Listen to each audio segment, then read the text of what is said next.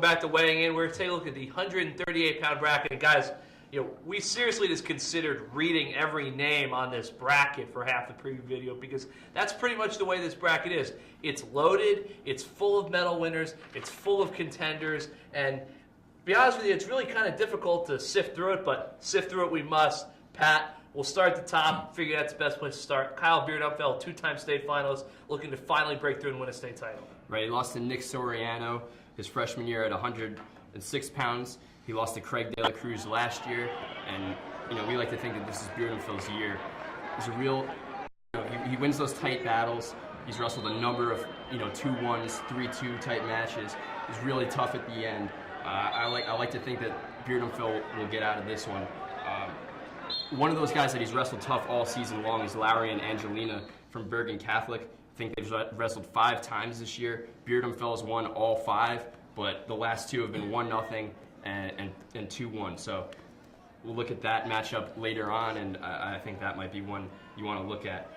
A matchup that I've kind of circled early on in the pre-quarterfinals is another guy from North Jersey, Connor Burkert, who might be getting Mark McCormick from Camden Catholic. Bill, can you talk about McCormick? Yeah, both those kids were 4th in the state last year, and were on target to wrestle in the pre-quarters. McCormick's only a junior, just won his 3rd region title. Was 4th in the state last year, as I said. So he's legit. He's definitely got a chance to get to the final this year. Only 3 losses. Started the year a little rough at the Beast of the East with a couple losses.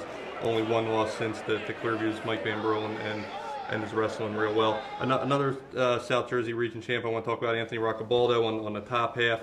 This is his 3rd time at states. Last year he had just a crazy postseason, was up 10-0 in the district final, got called for an illegal slam, was up 10-3 in the region quarters, got caught and pinned.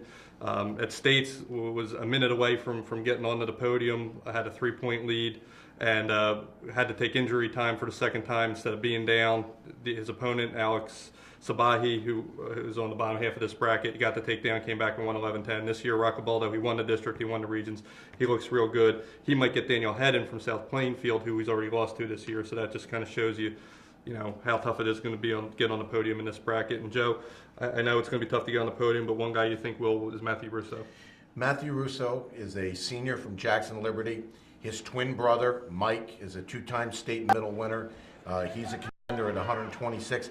Matt Russo has actually had a better year than his brother. He's unbeaten, and for the first time in 4 years, the 2 brothers have been allowed to practice together, and they have both benefited from it.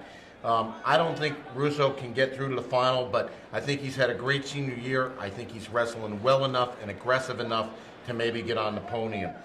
James, what do you think?